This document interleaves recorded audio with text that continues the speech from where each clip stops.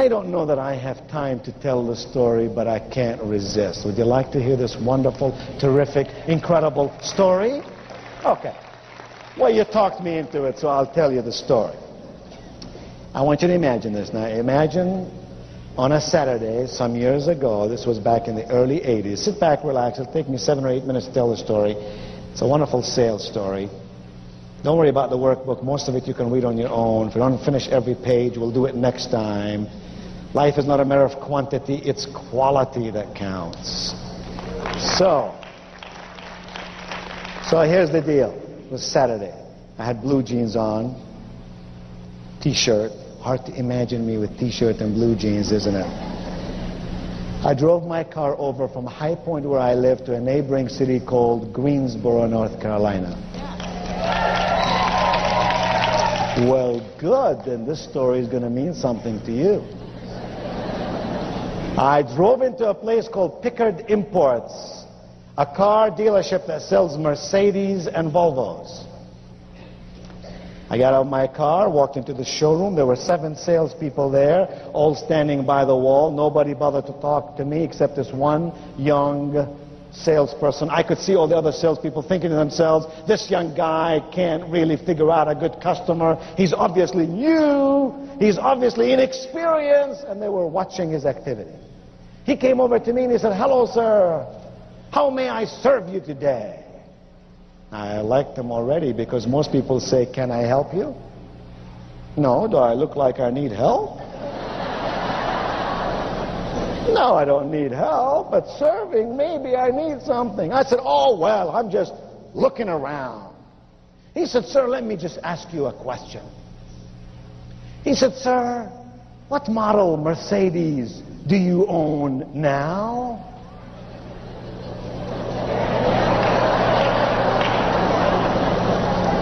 I said, I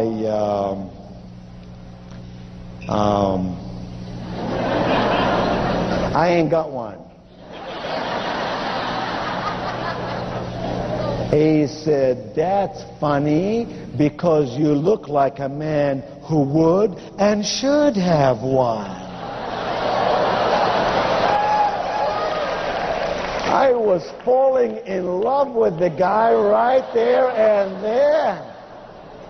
He took 27 minutes to show me every model on the floor, let me kick all the tires I wanted to kick, showed me a 7-minute video, told me why a Mercedes is a car of style. It's not ostentatious like maybe a Rolls Royce might be in the city in which I live, how Mercedes would last forever, how Mercedes would be a great write-off. In 83, 84, we could ride over 7 years and then get another one. And at the end I said, I thank you very much, and I began to leave. He looked at me with pad in one hand and pen in the other and said, sir, may I have your name, please? Wow. A guy with a pad and pen is expecting some stuff. You better give him the stuff. I said, sure, my name is Wayne. And watch to see what he's going to do. A dumb salesperson would say, mister, would you repeat it? I'd say, sure, my name is Wayne. A smart salesperson would say, what? Would you spell it for me, please? I said, sure. I couldn't have said, yeah, it's Q-U-B-E. He would then know that I am a foreigner, right? No. So I said, sure, it's Q-U-B as in boy, E-I. N as in Norman. He put it down. It wasn't but 2 days later he called me up. He said, Mr. Cuban? Gotta tell you, Mr. Cuban, we just got the car you're looking for. Now go back to 83. That was a 450 SEL. He said, metallic blue on the outside, navy blue on the inside. It is a beauty. And he said, Mr. Cobain, or Mr. Cuban, I'm dying to show it to you. I said, dear friend, I'm a very busy man. I travel some 150 days a year around the world. I have no time to really come over and look at a car. He said, Mr. Cuban, just maybe I can bring the car over to you. I said, 3:30 today, I'll be glad to see you, but remember 3:25, you're going to be 5 minutes too early, and 3:35, you're going to be 5 minutes too late. He said 3:30 it will be, and by golly, 3:30 it was. And it was obvious to me that his manager did not trust him, because he came right along with him.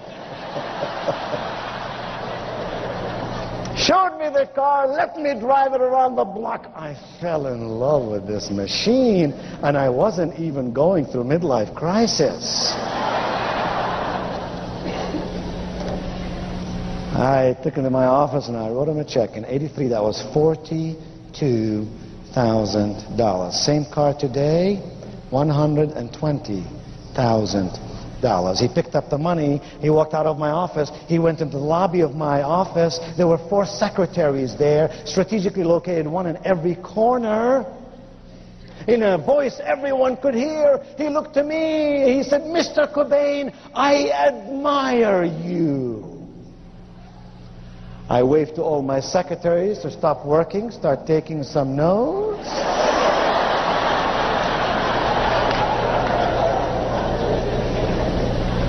I said, "Really? Why? I got time."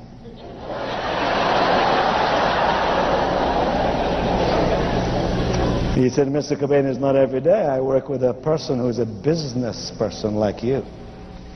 I know what you did today. You did not spend your money. You invested your money in something very worthwhile. I know what you're going to do. You're going to drive that car around. You're going to feel safe. That's number 1. You're going to feel good. That's number 2. You're going to live in style. That's number 3. Oh, Mr. Cobain, I know. You're going to put this car on business. You will depreciate this car over 7 years. Oh," he said, "what America needs are more refugees like you."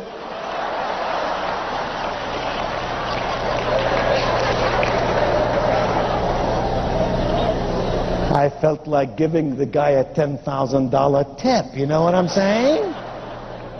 I said, "Oh, well, thank you very much. You honor me with your comments. I really appreciate it." He took 2 steps forward. He stopped. He looked back at me. Now everybody is sitting there taking notes. He said, "Mr. Cobain," he said, "Mr. Cobain, you know, when I work with a guy as smart as you, the least I can do is to be totally honest with you." I said, "Hey, I'm into honesty. Honesty, integrity, ethics. You're talking my language. What do you got in your mind?" He said, "Mr. Cobain, I feel badly about this because I really didn't tell you the whole story." I said, "The whole story is beginning to sound like Paul Harvey." I said, "What are you trying to tell me?" He said, "Well, you see," he said, "Mr. Cobain, I don't know how to tell you this, but this car comes in a set."